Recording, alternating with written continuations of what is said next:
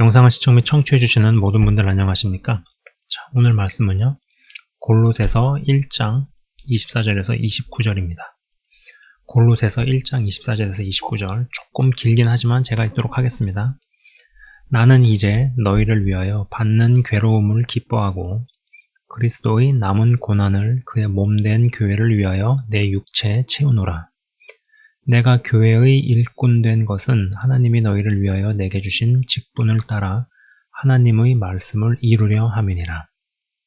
이 비밀은 만세와 만대로부터 감추어졌던 것인데 이제는 그의 성도들에게 나타났고 하나님이 그들로 하여금 이 비밀의 영광이 이방인 가운데 얼마나 풍성한지를 알게 하려 하심이라. 이 비밀은 너희 안에 계신 그리스도니 곧 영광의 소망이니라. 우리가 그를 전파하여 각 사람을 권하고 모든 지혜로 각 사람을 가르침은 각 사람을 그리스도 안에서 완전한 자로 세우려 함이니 이를 위하여 나도 내 속에서 능력으로 역사하시는 이의 역사를 따라 힘을 다하여 수고하노라. 아멘. 자, 여러분 계속 이 시리즈에서 그 이야기를 하고 있습니다. 고통,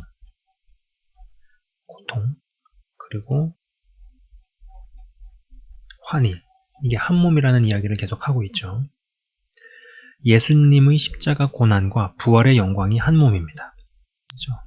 십자가, 그 다음에 부활. 이 둘 중에서 나는 하나만 취하겠다, 하나만 주장하겠다. 맞지 않아요. 바른 신앙이 아니에요. 부활을 맛보고 싶다. 그럼 십자가 고난을 통과해야 됩니다. 예수님을 믿으면서 좋은 것만 취하고 나쁜 것은 안 취하려 하면 어떻게 될까요? 그게 맞나요?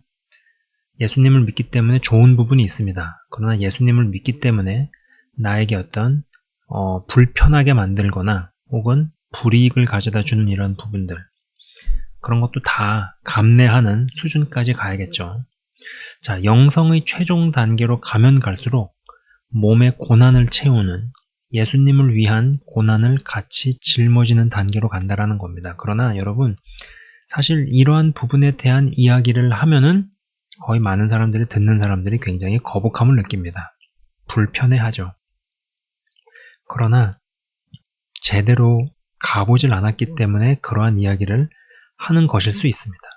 말을 하고 있는 저도 사실 이런 부분에 대한 내용, 그의 몸된 교회를 위하여 내 육체에 그리스도의 남은 고난을 채운다.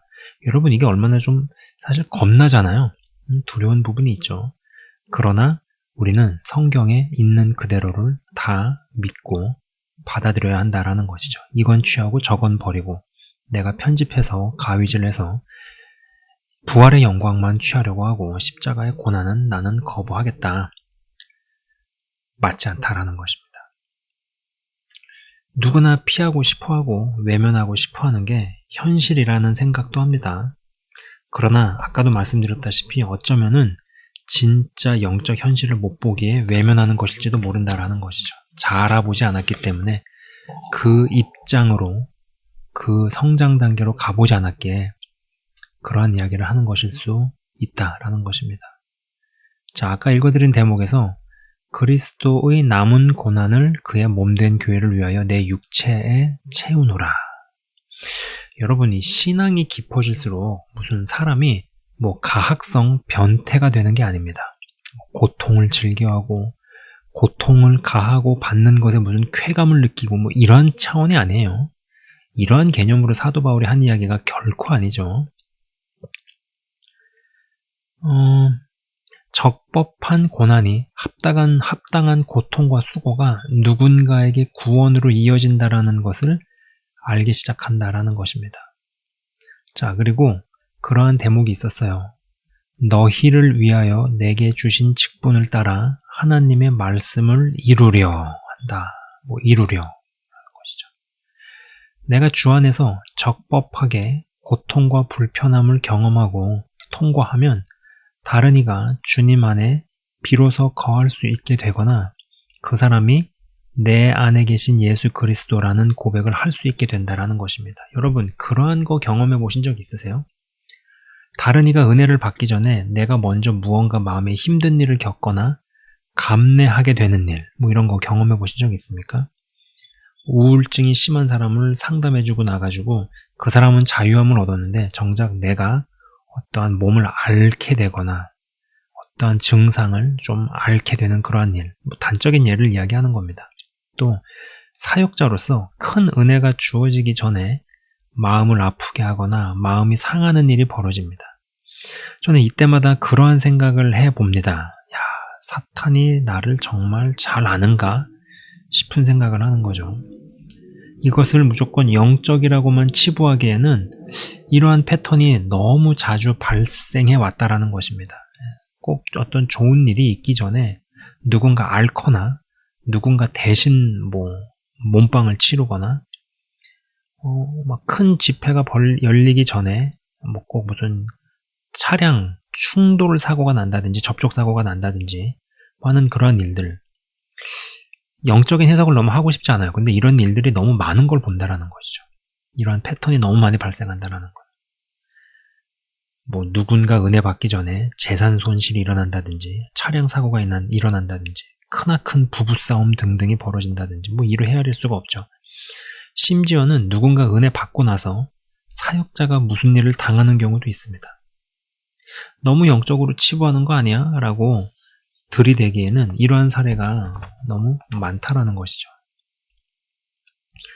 사도 바울은 도대체 자신의 몸에 채워낼 고난으로 인하여 맞이할 환희의 영광을 도대체 얼마나 어디까지 보았던 것일까요? 얼마나 어느 수준까지 그것을 이해를 하고 봤기에 자신의 몸에 그리스도의 남은 고난을 채운다, 이런 이야기를 할 수 있었던 것일까 싶습니다. 그리고 이제 아까 읽어드린 본문 대목에서 이를 위하여 나도 내 속에서 능력으로 역사하는 이의 역사를 따라 힘을 다하여 수고하노라 라는 대목이 있습니다. 자신의 온갖 고난과 고통과 수고가 언젠가 환희의 영광으로 다른 이들이 주 안에서 온전하게 세워져 가는 것을 보았고 더 보게 될 것을 확신했다 라는 것이죠. 여러분, 사람은 어떤 보상, 영어로는 리워드라고 씁니다. 이 어떤 보상이 주어지지 않으면 이 리워드에 대한 기대의 소망이 끊어지면 현재의 힘듦을 못 견딥니다. 현재의 힘듦을 못 견뎌요. 사실 우리가 믿음이 영글지 않아서이고 영의 눈이 떠지질 않아서 그렇지, 이게 되면은 그리스도의 고난을 육체에 어떻게든 채우고 담으려 할런지도 모른다라는 생각을 해봅니다. 그런 생각을 해본다라는 것이죠. 그러나 이러한 주제와 관련된 설교는 인기가 없습니다. 듣고 싶어 하지 않아요. 또 설교자나 설교를 듣는 자나 회피하고 꺼려하는 주제입니다. 그렇지만 누군가 편해진 이유는 누군가 불편함을 감수했기 때문이다 라는 것이죠.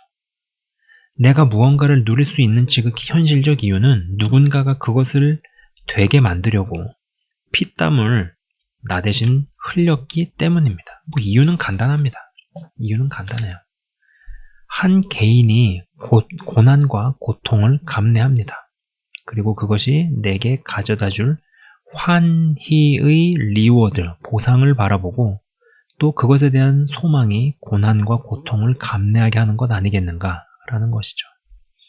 그리고 환희의 시간을 보낼 때 이제는 다른 이들의 너희 안에 계신 그리스도니 곧 영광의 소망을 위해 괴로움을 자초하고 고난, 제가 여기서 말하는 이 고난은요, 자신이 무슨 죄나 잘못을 저질러서 그에 상응한 대가 지불을 하는 것 따위가 아닌 고난입니다. 그러한 고난을 기뻐하고 또 육체에 채워나가는 모습. 여러분, 시간을 두고 세대를 거쳐 현재 사도 바울은 얼마나 엄청난 영원한 환희를 맛보고 있을까요? 그냥 여러 얘기를 해볼 수 있겠지만 그냥 아닌 말로, 단적인 예로 전 세계에서 예수님 믿는 사람들에게 사도 바울의 영향력이 어느 정도입니까? 조금만 생각해보면 바로 답 나오지 않습니까?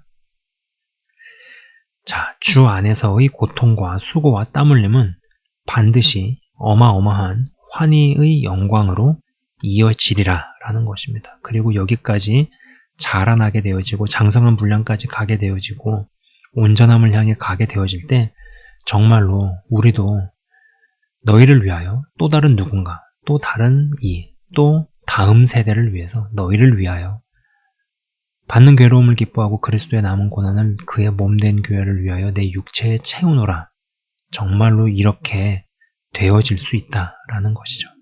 그러나 여러분 현실에서는 교회를 나가볼 때 영적으로 어린 사람들이 대다수인 것이 현실이고요. 그리고 이러한 주제에 대한 이야기는 설교자도 그리고 듣는 이들도 굉장히 부담스러워하는 주제인 것이 분명합니다.